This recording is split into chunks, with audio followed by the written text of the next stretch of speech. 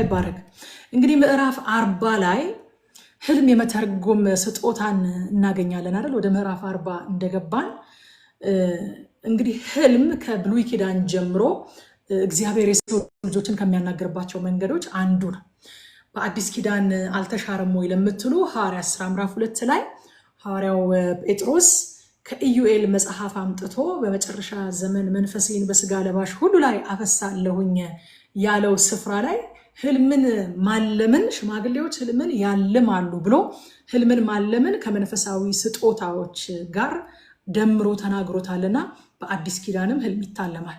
እንደ ኤክስፒሪየንስ ከጠየቃችሁኝ እኔ አሁን እግዚአብሔር ከቃሉ ቀጥሎ የሚናገረኝ በህልም ነው እና ወደ ጌታ ከመጣው ጀምሮ እግዚአብሔር ህልም ስላስለመደኝ የሆነ ነገር ያውቃሉ። እዚህ ረቂቃለች፣ በጣም ፋሚሊ ናት፣ በጣም ቤተሰብ ናት ረቂቅና የሆነ ነገር ከባድ ነገር የሆነ ተፈጥሮ ከሆነ አይደለም በኔ ህይወት በጓደኞቼ ምናምን ዙሪያ ከባድ ነገር ከተፈጠረ ቁጭ ብዬ ህልም አላየሁኝም ወይንስ አይቼ አልጸለይኩበትም ወይንስ አይቼ ረስቼው ነው ብዬ ቁጭ ብዬ አሰላስላለሁኝና እግዚአብሔር በህልም እንደሚናገር እኔም በኤክስፒሪየንስ ያውቃለሁኝ። ግን የኔ ኤክስፒሪየንስ ደግሞ በእግዚአብሔር ቃል ካልተመዘነ እሱን ተቀበሉት አልላችሁም።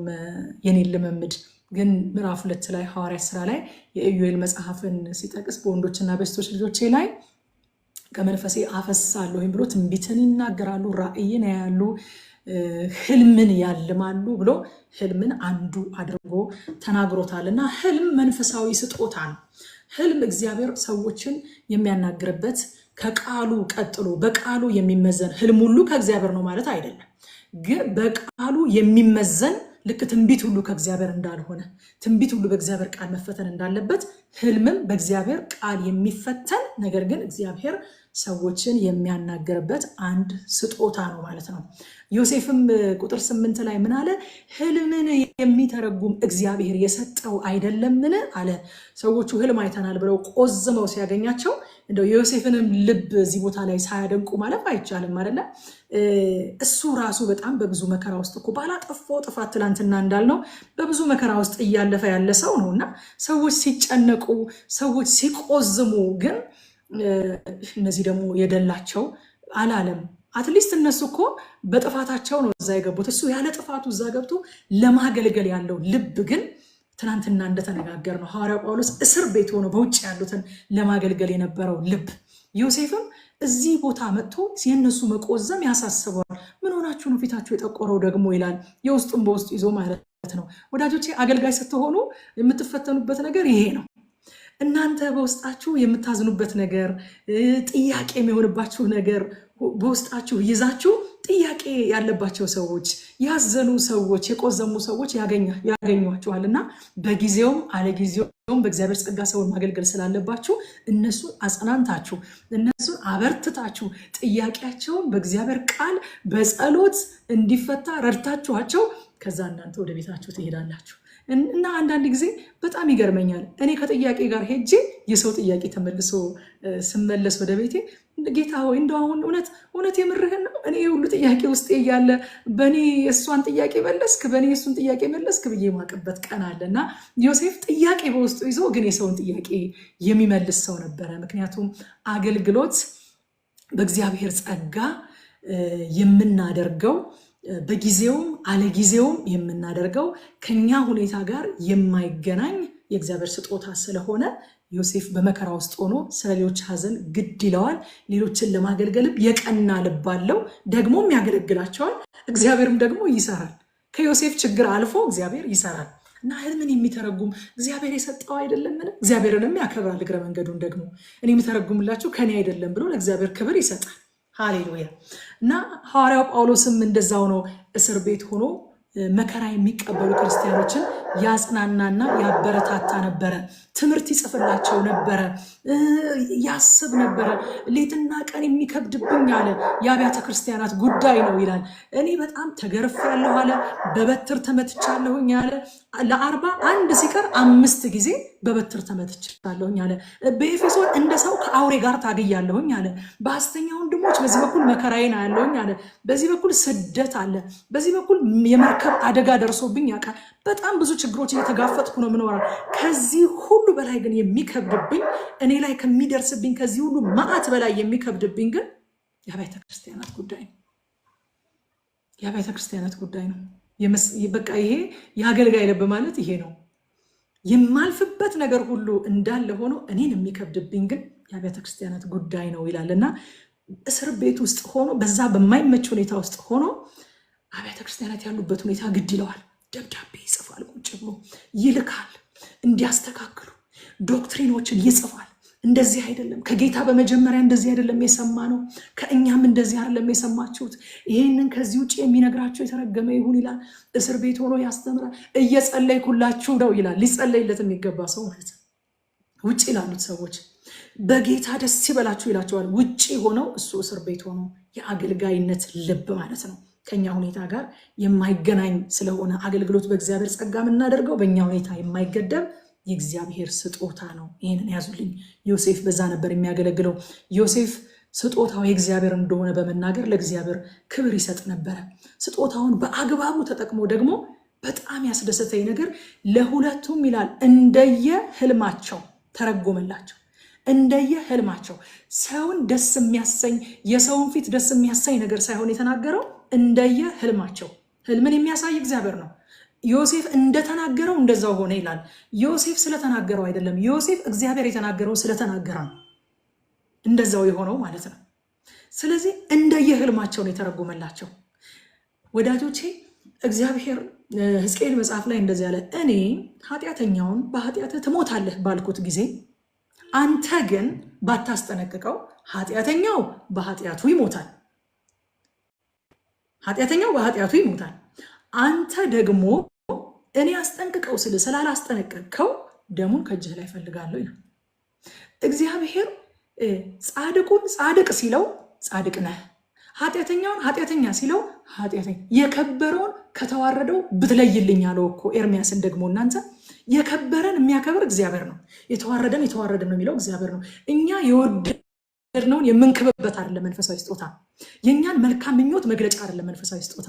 የእግዚአብሔርን ሐሳብ የምናስተላልፍበት፣ የሚገሰጸውን የምንገሰጽበት። ወገኖቼ የሰውን ፊት ደስ ለማሰኘት የሚገሰጸውን ስናበረታታ እንዳንገኝ፣ የሰውን ፊት ደስ ለማሰኘት እግዚአብሔር ተመለስ እያለ እኛ ግን ስናበረታ እንዳንገኝ። ዮሴፍ ግን እንደ ህልማቸው ተረጎመላቸው እንጂ እነሱን ደስ የሚያሰኛቸውን ነገር ፈልጎ አልተናገራቸውም። ጸጋ ይብዛልን። እግዚአብሔር ያለንን እንድንል ጸጋ ይብዛልን። የሰውን ፊት አይተን መልእክት እንዳንቀይር ጸጋ ይብዛልን። የሰውን ፊት አይተን እግዚአብሔር የተናገረን ነገር ወደ ውስጥ እንዳንውጠው ጸጋ ይብዛልን። እግዚአብሔር ይባረክ። ሃሌሉያ። ሁለተኛ ጢሞቴዎስ 4:2 ላይ ሁለተኛ ጢሞቴዎስ 4:2 ላይ እንደዚህ ያለ ሐዋርያው ጳውሎስ ቃሉን ስበክ አለ። መቼ በጊዜውም አለ ጊዜውም ጽና፣ ፈጽመህ እየታገስክና እያስተማርክ ዝለፍና ገስጽ፣ ምከር። በጊዜውም በቃ ሰው ደስ ብሎት ሲቀበልህም ሳይቀበልህም። ኤርሚያስን ምን አለው? በቃ ግንባርህን እንደ ባልጩት ድንጋይ ያደርግባቸዋል፣ እንዳላስፈራህ በፊታቸው አትፍራ አለው።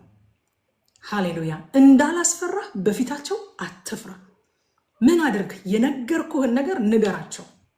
ተመለሱ ባልኩኝ ሰዓት እንደ አፌ ሁንልኝ ተመለሱ በላቸው። አይዟችሁ ባልኩኝ ሰዓት ደግሞ አይዟችሁ በላቸው። ያለንን የምንልበት ጸጋ ይብዛል። እኔ ሌላ ምንም አልልም። በዚህ ዘመን ከባዱ ነገር በቃ ፖፑላሪቲን ወደ ጎን አስቀምጦ የእግዚአብሔርን ሐሳብ ብቻ መናገር ነው። ለመወደድ አለማገልገል ማለት ነው። ተመለሱ የሚል መልእክት ተወዳጅ አይደለም፣ ፖፑላር አይደለም ወገኖቼ። ግን ዮሴፍ እንደተነገረው አይታችሁታል፣ እንዴት ምንም እንዳላንገራገረ። እንደው በቃ እግዚአብሔር አያርግብህና በቃ እንደው ምናምንም ብሎም ራሱ ምንም አላ በቀጥታ ለዚህኛው 3 አረግ ማለት 3 ቀን ነው። በ3 ቀን ውስጥ ፈርዖን ራስህን ከፍ ያደርጋል፣ ወደ ቀደመው ስፍራ ይመልሳል። በፊት ታደርግ እንደነበረው ደግሞ እጁ ላይ ወይን ትቀዳልሃል። ይሄኛው ደግሞ ለዛኛው በመልካም እንደተረጎመለት አይቶ እንደዚያ እናደርግም እንትና እንዲህ የሚል ትንቢት አመጣለት ሲባል ለኛም ከኪሱ አውጥቶ ይሰጠን ይመስል ሮጠን እንሄዳለን እኮ እንደዛው አይነት ትንቢት እንዲመጣለን። ነቢያት የሚናገሩት ከእግዚአብሔር የሰሙትን ነው። እግዚአብሔር ካላለ አላለም ነው። እነሱ ቢሉንም አይፈጸምም።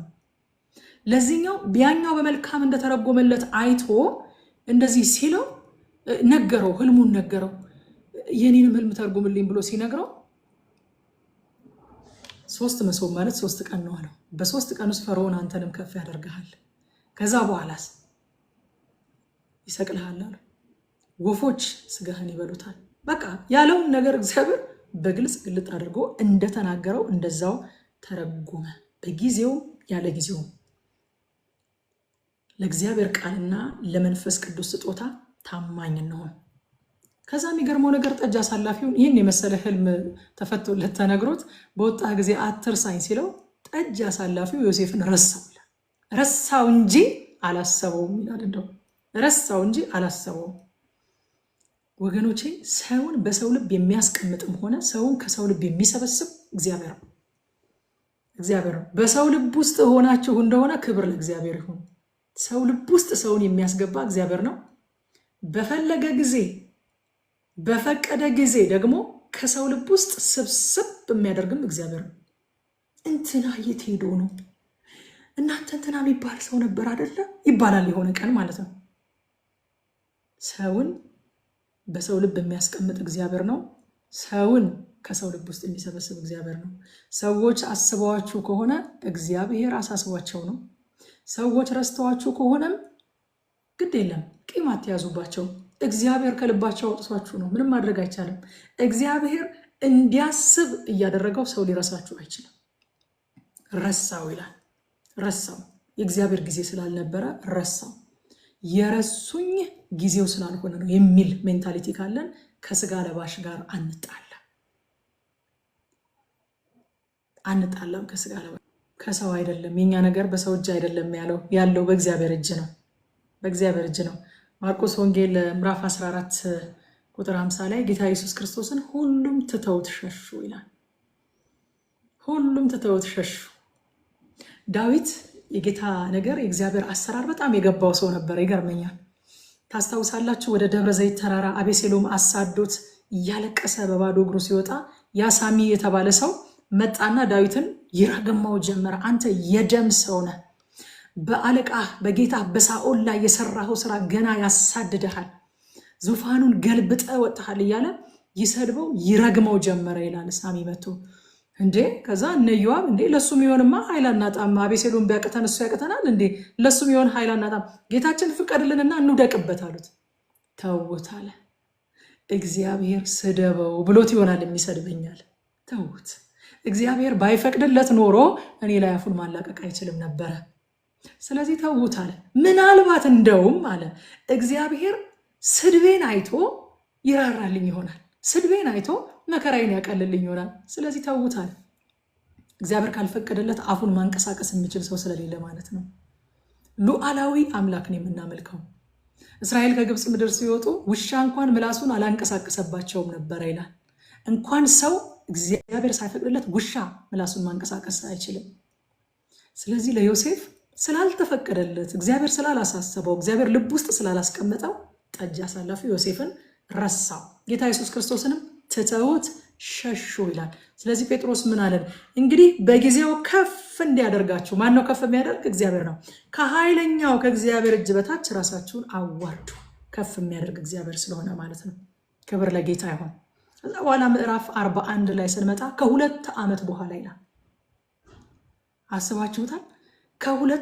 በ3 ቀን ውስጥ የተናገረው ነገር በ3 ቀን ውስጥ ተፈጽሞ እኛ ብንሆን መቼስ በምስክርነት ራሱ ሰውየውን እንዴት ልቡን እንደምናወልቀው።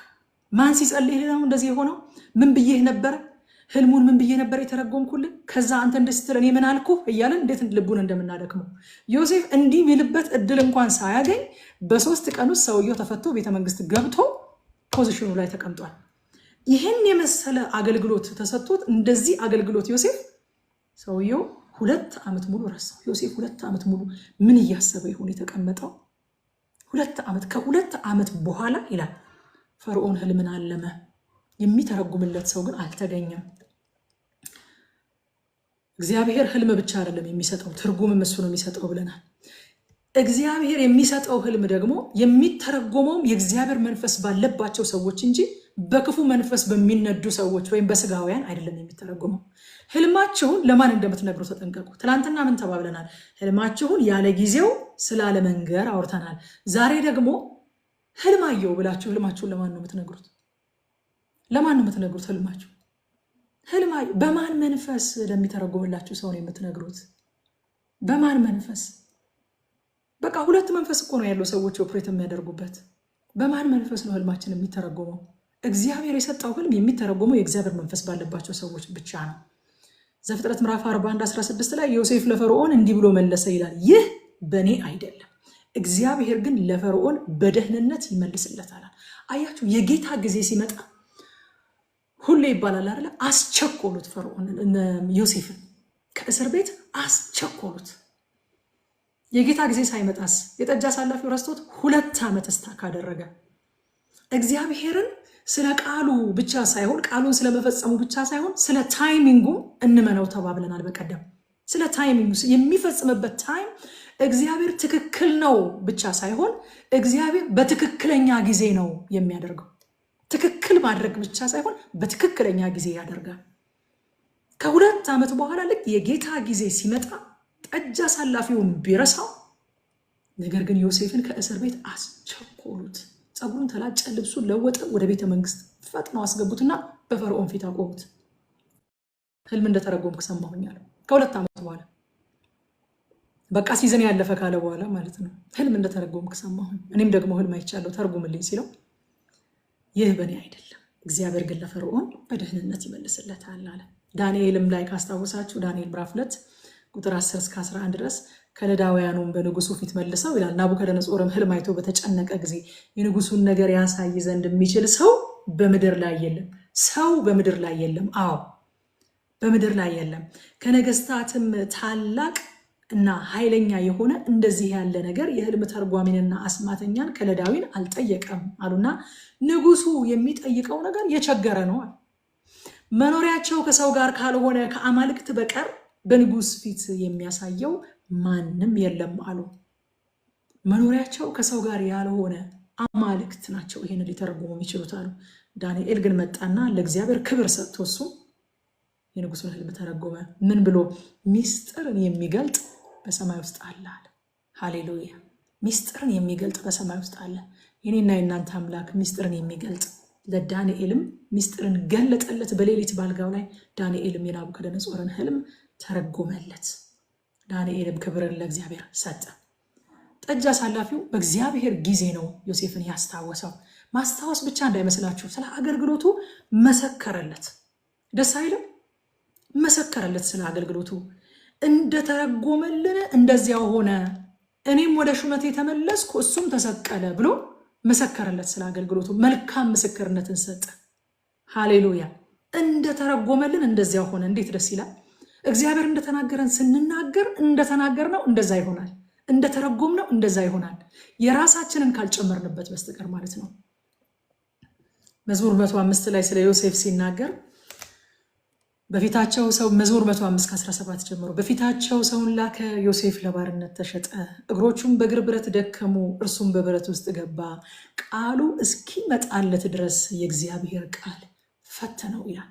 ቃሉ እስኪመጣለት ድረስ የእግዚአብሔር ቃል ፈተነው።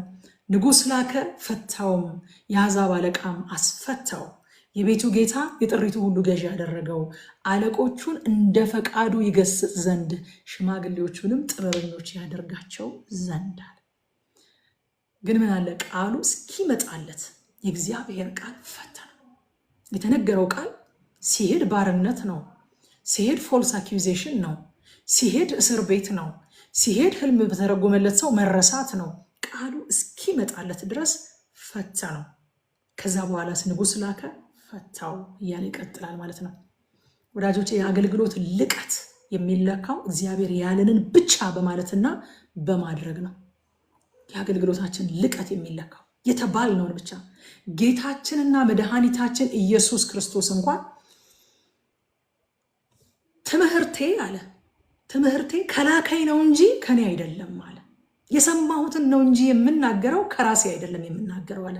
ጌታችን ኢየሱስ ክርስቶስ እግዚአብሔር ወልድ የሆነው ኢየሱስ ክርስቶስ በምድር ላይ ሳለ የማደርገውን ነገር የማደርገው ከአባቴ እየሰማሁ ነው።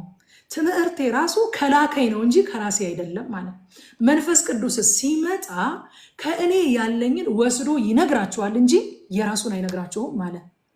እኛስ የማንን ልንናገር ነው የተጠራ ነው? እግዚአብሔር ወልድ ከእግዚአብሔር አብ ከሰማሁት ውጪ አልጨምርም ካለ፣ እግዚአብሔር መንፈስ ቅዱስ የኢየሱስን ብቻ ነው እያመጣ የሚናገረው አንዳች አይጨምርም ከራሱ ከተባለ፣ እኛ ማንን ወገኖቼ ከራሳችን የምንጨምር? ለማን ምን ልንጠቅም ከራሳችን እንጨምራለን? የኛ ምኞት እንደሆነ በሰው ህይወት አይፈጸምም። ይልቁንም እግዚአብሔር ያለውን መናገር ነው በህይወታቸው ጠቃሚ ነገር የሚያደርገው። የአገልግሎት ልቀት እግዚአብሔር ያለንን ብቻ በማድረግና በማለት ይለካል። ለዚህ ነው ሐዋርያው ጳውሎስ ብቃታችን ከእግዚአብሔር ነው እንጂ በገዛ እጃችን እንደሚሆን አንዳች እንኳን ልናስብ ራሳችን የበቃን አይደለንም ማለት። ሃሌሉያ! ብቃታችን ከእግዚአብሔር ነው። ዮሴፍ ህልሙን መፍታት ብቻ ሳይሆን ደግሞ ጥበብንም ተናገረ። ዮሴፍ ህልም ያያል። ዮሴፍ ህልም ይፈታል። ዮሴፍ በተፈታው ህልም መሰረት ደግሞ መደረግ ያለበትን ነገር ጥበብን ይናገራል። አያችሁ፣ እግዚአብሔር ህልም ሲያሳየን ለማስደነቅ አይደለም የሚያሳየን። እኔ እኮ እግዚአብሔር በህልም ይናገረኛል፣ እኔ እኮ በቃ አንዳች ነገር እግዚአብሔር ለእኔ በህልም ሳያሳየኝ አያደርግም እንድንል አይደለም። ጸሎት ከሆነ እንድንጸልይ፣ አሁን እንደ ዮሴፍ መውሰድ ያለብን አክሽን እርምጃ ካለ እንድንወስድ፣ እርቅ ከሆነ እንድንታረቅ፣ መስጠት ከሆነ እንድንሰጥ፣ መመለስ ከሆነ እንድንመለስ። እግዚአብሔር እኛን ለማስደነቅ፣ እኛን ኢንተርቴን ለማድረግ፣ እኛን ለማዝናናት ህልም አያሳየንም። ስለዚህ ዮሴፍ በታየው ህልም መሰረት የሚወሰደውን እርምጃ ነገረው። እንደዚህ ይሆናል፣ በቃ በጣም ያሳዝናል አይደለም ያለው፣ እንደዚህ ይሆናል። ስለዚህ ሃሌሉያ፣ በቃ ህልምን ካየ በኋላ የእግዚአብሔር ቃል የተሞላ ሰው፣ የእግዚአብሔርን መንፈስ የተሞላ ሰው ህልምን ካየ በኋላ እንደዚህ አይነት ህልም አይቻለሁ ስለዚህ ብሎ የሚቀጥለውን እርምጃ ደግሞ ይቀጥላል ማለት ነው። ስለዚህ ፈርዖን በግብፅ ምድር ሁሉ ላይ ሹማምንትን ይሹማል። በእነዚህ የጥጋብ ዓመታት ይሰብሰብ ከግብፅ ምድር እህል ከ5 እጅ 20% ማለት ነው። 20% እያንዳንዱ ሰው ለመንግስት ግብር ያስገባ። ከዛ ከ7 ዓመት በኋላ ጎተራዎች ውስጥ ይከማችና እህሉ ረሃብ ሲመጣ ህዝቡ ደግሞ መልሶ ብርና ወርቅ ይዞ እየመጣ ያንን እህል ይገዛል። የግብፅ መንግስት ህዝቡንም ይታደጋል ከረሃብ፣ ከዛ ደግሞ የህዝቡንም ብር ደግሞ እህል ሸጦ ይሰበስባል። እንደዚህ አይነት ጥበብ ሲያመጣ ፈርዖንን በጣም አስደነቀው። ምን አይነት ጥበብ! በጥጋብ ዘመን ለክፉ ቀን የሚሆነንን እናከማቻለን። እኔ ይህንን ክፍል እያነበብኩኝ እግዚአብሔር እንደዚህ እያደረገን እንደሆነ አሳሰበኝ። ልቤ ውስጥ ይህንን ቃል በጣም ሞላው። በጥጋብ ዘመን ለክፉ ቀን የሚሆን እህል ማከማቸት። ወዳጆች፣ አሁን ይሄ የጥጋብ ዘመን ነው። እንደዚህ በተመቻቸ ሁኔታ ቤታችን ቁጭ ብለን የእግዚአብሔርን ቃል የምንከፋፈልበት፣ እንደ ልባችን ማንም ሳይከለክለን። መጽሐፍ ቅዱስ መያዝ ክልክል ነው፣ እንትን ማድረግ ክልክል ነው፣ ከ2 ሰው በላይ መሰብሰብ ክልክል ነው ተብለው እኮ አባቶቻችን የእግዚአብሔርን ቃል ለመማር በጣም ብዙ መከራ ያዩበት ዘመን ነበረ። ወደፊትም የሚመጣውን አናውቅም። ዛሬ ግን ዛሬ መስከረም 14 ዛሬ የጥጋብ ዘመን ነው። ምን የምናደርግበት ለዛሬ ብቻ ሳይሆን ለሚመጣው ዘመን የምናከማችበት፣ በምቹ ጊዜ የእግዚአብሔርን ቃል እንሞላ። የእግዚአብሔርን ቃል መሞላት እኔ ልክ ባንክ ውስጥ ሰው አካውንት ውስጥ ገንዘብ እንደሚያስቀምጥ እንደዛ ነው የምቆጥረው። ከዛ በኋላ በሚያስፈልገው ጊዜ መዥረጥ አድርጎ እንደሚጠቀምበት፣ ምንም መስራት የማይቻልበት ቀን ቢመጣ ጌታ ኢየሱስ ክርስቶስ እንደተናገረው በምቹ ጊዜ የእግዚአብሔርን ቃል እንሞላ፣ በምቹ ጊዜ እንጸልይ፣ በምቹ ጊዜ እናገልግል። ማንም የማይሰራባት ሌት ትመጣለች አለ ጌታ ኢየሱስ ክርስቶስ። ቀን ሳለ የላከኝን ስራ ሰራለሁ። ለምን ካላችሁኝ ማንም የማይሰራባት ሌት ትመጣለች አለ። ምሳሌ ላይ ደግሞ እንደምታውቁት ጻድቅ መቼ ነው የሚጸልየው? ልክ ጎርፍ ሲመጣ ነው እንደሚጸልየው? ልክ መከራ ሲመጣ ነው እንደ ጻድቅ የሚጸልየው? አይደለም። ጻድቅ በምቹ ጊዜ ወደ እግዚአብሔር ይጸልያል። የመከራ ውሃ በመጣ ጊዜ ወደሱ ፈጽሞ አይደርስም። መዝሙር 32 ቁጥር 6 ስለዚህ ቅዱስ ሁሉ በምቹ ጊዜ ወደ አንተ ይለምናል፣ ብዙ የጥፋት ውሃም ወደ እርሱ አይቀርብም። ይሄ ምቹ ጊዜ ነው ወገኖች፣ ይሄ ምቹ ጊዜ ነው። በምቹ ጊዜያችን አንቀልድ። አስባችሁታል? በዛ 7 ዓመት በዛ የጥጋብ ዓመት የግብፅ ህዝብ ዝም ብሎ ጎተራ ውስጥ የገባውን እህልና ምግብ ሁሉ እያባከነ አሸሸ ገዳሜ ሲል ቢከርም ኖሮ በሚቀጥለው 7 ዓመት ምን ሊሆን እንደሚችል አስባችሁታል? ዮሴፍ ግን ጥበብን ሰጣቸው። በጥጋብ ጊዜ አከማቹ አለ። በምቹ ጊዜ አከማቹ። ከዛ በኋላ የረሃብ ዘመን ሲመጣ ምድር ሁሉ ተራበ፣ የግብፅ ምድር ግን አልተራበም ነበረ። እንደውም ሰው ምግብ ፍለጋ ወደ ግብፅ ይመጣ ነበረ ይላል። የማይመች ጊዜ ሲመጣ ሰው ቃል ፍለጋ ወደ እናንተ እንዲመጣ፣ መጽናናትን ፍለጋ ወደ እናንተ እንዲመጣ፣ የእግዚአብሔርን ህልውና ኤክስፒሪየንስ ለማድረግ ወደ እናንተ እንዲመጣ በምቹ ጊዜ የእግዚአብሔርን ቃል ተሞሉ ወገኖች። በምቹ ጊዜ ጸልዩ። አካውንታችሁ እንዴት ነው? አሁን እኮ ልክ አካውንታችሁ ውስጥ ብር ኖሮ በጣም ገቢ ሳታስገቡ ግን በጣም ዝም ብላችሁ ወጪ ስታወጡ ቁጥሩ እየሳሳ እየወረደ ይሄዳል። አንዳንድ ጊዜ ዝም ብለን ሩጫ አካውንታችሁ ሲሳሳ አይሰማችሁ? የጸሎት አካውንታችሁ፣ የቃል አካውንታችሁ ሲሳሳ አይሰማችሁ? እናከማች። ማውጣት ብቻ ሳይሆን እንጨምርበት። በምቹ ጊዜ ቃል እንሞላ፣ በምቹ ጊዜ እንጸልይ፣ በምቹ ጊዜ እናገልግል። ሃሌሉያ። እግዚአብሔር የተናገረው ሰው እዚህ ውስጥ ይህንን ቃል በልቡ መዝገብ ያኖራል። በምቹ ጊዜ በቃ ለራሳችሁ ንገሩት። ይሄ ምቹ ጊዜ ነው። አይምሰላችሁ። አሁን በተለያየ ሁኔታ የግል ነገራችሁን አይታችሁ እንደው ስራ በዝቶብኝ ምናምን ኖ የሆነ ብሔራዊ አለመመቸት የሚባል ነገር አለ። አሁን ይሄ እናንተ የምታወሩት ግለሰባዊ አለመመቸት ነው። ግለሰባዊ አለመመቸት ሳይሆን እኔ የምነግራችሁ የሆነ ሀገራዊ አለመመቸት ይመጣል። ብሔራዊ አለመመቸት የሚባል ነገር አለ። መጽሐፍ ቅዱስ መያዝም ማንበብም አይቻልም የተባለበት ዘመን ነበረ፣ እዚቹ እኛ ሀገር ላይ ማለት ነው። መጽሐፍ ቅዱስ የማይመች ጊዜ የሚላቸው ጊዜዎች እነሱ ናቸው። ስለዚህ በእንደዚህ አይነት ምቹ ጊዜ እናከማቻለን። አሜን፣ እናከማቻለን። እጸልያለሁ፣ በምቹ ጊዜ አነባለሁ፣ በምቹ ጊዜ አገለግላለሁ። ቀን ሳለ የላከኝን ስራ እሰራለሁ። እዛ ፈርዖን ዮሴፍን አለው እንዳንተ ያለ ብልህ አዋቂ ሰው የለም፣ እግዚአብሔር ይህን ሁሉ ገልጦልሃልና። በጣም ነው የገረመኝ በእውነት። ዮሴፍ ፈርዖንን አስተማረው። ፈርዖን ሆይ ህልምህን ተናገር እኔም በጥበቤ ተረጉምልሃለሁ አላለውም። እግዚአብሔር አይደለምን ትርጉምን የሚሰጥ? እኔ አልችልም፣ እግዚአብሔር ግን ለፈርዖን በደህንነት ይናገረዋል ብሎ ነው የጀመረው። ክብርን ለእግዚአብሔር መስጠት፣ እግዚአብሔርን አክኖሌጅ ማድረግ አስተማረው ፈርዖንን። እናንተ የምናገለግላቸው ሰዎች እግዚአብሔርን እንዲያዩና እግዚአብሔርን እንዲያከብሩ ማስተማር እንችላለን ማለት ነው። አንድ እንግሊዝ ሀገር የኖረ በጣም ታዋቂ ሰባኪ፣ የሰባኪዎች ልዑል ነው የሚሉት ራሱ ማለት ነው። በጣም ታዋቂ ሰባኪ ነው። በጣም የተዋጣለት በጣም የተቀባ ሰባኪ ነው እና ሰብኬ ስጨርስ አለ የሰበኳቸው ሰዎች ዋት ፕሪቸር ካሉ ከስር ያለሁኝ አለ።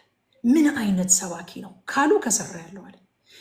ምን አይነት አዳኝ ነው ካሉ ግን አትርፌ ያለሁኝ አለ። ዋት ሴቪየር እንዲሉ ነው እንጂ የምፈልገው ዋት ፕሪቸር እንዲሉ አልፈልግም የሚል ነበር። ምን አይነት አዳኝ ነው ካሉ ነው ያተረፍኩት። ምን አይነት ሰባኪ ነው ካሉ ከስር ያለሁ። ዮሴፍ ምን አይነት ህልም ፈቺ ነው? ምን አይነት አስደናቂ ሰው ነው? ምን አይነት ይሄ በቃ የሆነ የተለየ ክብር ለዮሴፍ ሊሰጠው አልሞከረም። እንዳንተ ያለ ብልህ አዋቂም ሰው የለም አለና የእውቀቱና የብልሃቱን ምንጭ እግዚአብሔር ይህን ሁሉ ገልጦልሃልና ነው። አስተማረው። እግዚአብሔርን ማክበር ኃላፊነት አለብን። የምናገለግላቸውን ሰዎች በአገልግሎታችን እግዚአብሔርን እንዲያዩና እንዲያከብሩ የማድረግ ኃላፊነት አለብን። ቁጥር 41 ላይ እዛው ምዕራፍ 41 ፈርዖን ዮሴፍን በግብፅ ምድር ሁሉ ላይ ሾምኩህ አለው። ሰውን በትክክለኛው ጊዜ በትክክለኛ ክብር የሚያከብረው እግዚአብሔር ብቻ።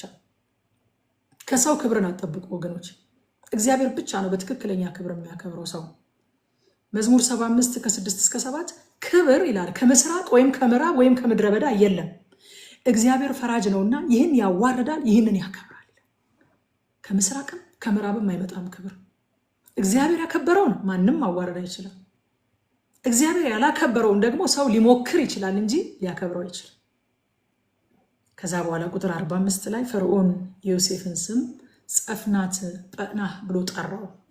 ምን ማለት ነው ብያችኋለሁ። ስም ማውጣት ማለት የራስ አድርጎ መውሰድ፣ መታወቂያን መቀየር፣ ከባርነት ከግዞት ቤት እስረኝነት ብዙ ጊዜ እንደሚባለው ወደ ጠቅላይ ሚኒስትርነት መታወቂያውን ቀየረው፣ የራሱ አድርጎ ወሰደው። ከዛ ዮሴፍ ልጆች ኤፍሬምና ምናሴ ተወለዱ።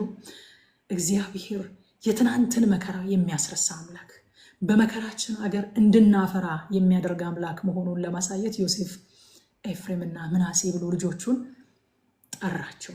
ዮሴፍ እንደተናገረው ረሃብ ጀመረ። ከዛ በኋላ ዮሴፍ በግዞት ቤት የነበረው ቆይታ፣ ከግዞት ቤት እስከ ዙፋን ያደረገው ጉዞ፣ ኢየሱስ ክርስቶስ ከመስቀል ወደ አብ ቀኝ ያደረገው ጉዞ ጥላ ሆኖ ተቀምጦልናል ማለት ነው።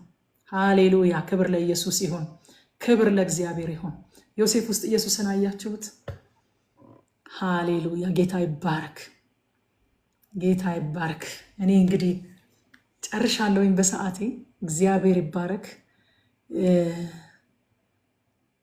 ነገ 15ኛ ቀናችን ነው።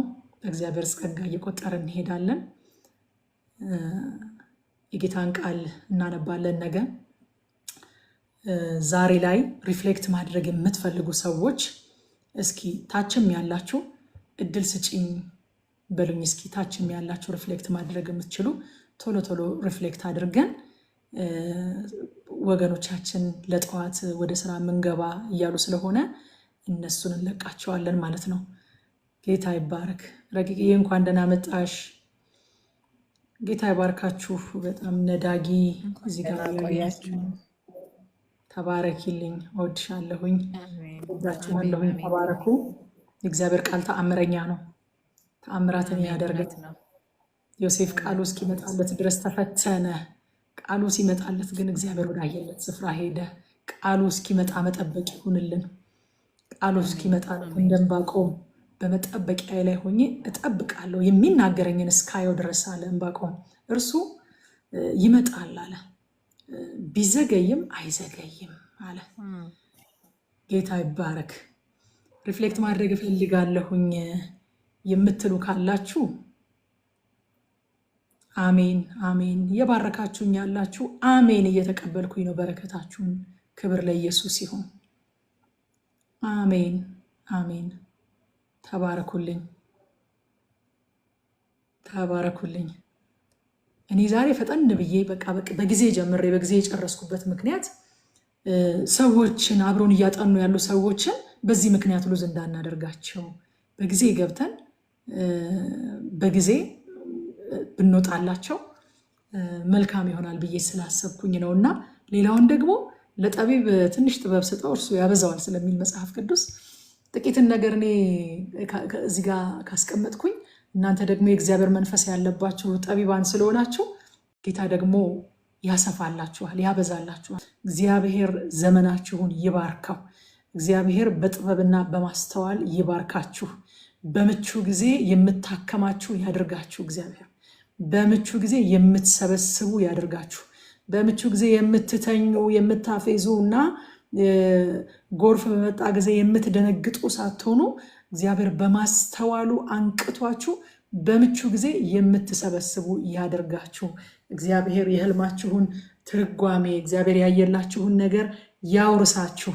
ክብር ለኢየሱስ ይሁን። ደግሞ የሰማነውን ቃል እግዚአብሔር በልባችን ላይ ያትመው። በእውነት ዝም ብለን ሰምተው ከሚሄዱት በአንድ ጆሮ ሰምተው በሌላው ከሚያፈሱት ከማያስተውሉት መካከል ሳንሆን ከሚያስተውሉት መካከል እንድንሆን የጌታ ጸጋ ይብዛልን። እግዚአብሔር ጸጋ ያብዛላችሁ። በምትሄዱበት ሁሉ የጌታ ሞገስ ከፊታችሁ ይቅደም።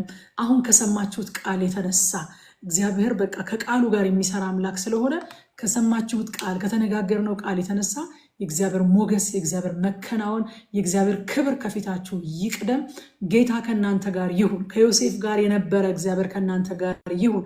ጌታ ኢየሱስ እንዳለው በቃ ለዘለዓለም ከእናንተ ጋር እንዲሆን አጽናኙ ልክላችኋለሁ አለ። እናንተም ደግሞ በምትሄዱበት እስከ ምድር ዳርቻ እስከ ዓለም ፍጻሜ ድረስ እኔ ከእናንተ ጋር ሆናለሁኝ አለ።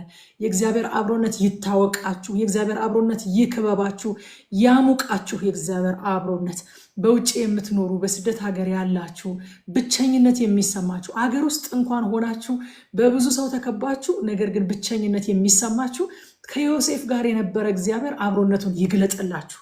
በነገር ሁሉ አብሮነቱን ይግለጥላችሁ።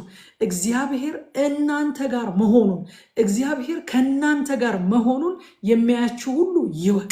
በስራችሁ መከናወን ይታወቅ፣ በሰላማችሁ ይታወቅ፣ በእረፍታችሁ ይታወቅ፣ በደስታችሁ፣ በፈገግታችሁ፣ በሳቃችሁ የእግዚአብሔር አብሮነት ይገለጥ። በምትነኩት ነገር ሁሉ እግዚአብሔር ከእናንተ ጋር መሆኑ አይሰወር፣ ይገለጥ። ጌታ ከእናንተ ጋር ይሁን። መውጣት መግባታችሁን ይባርክ። በሞገስ ውጡ።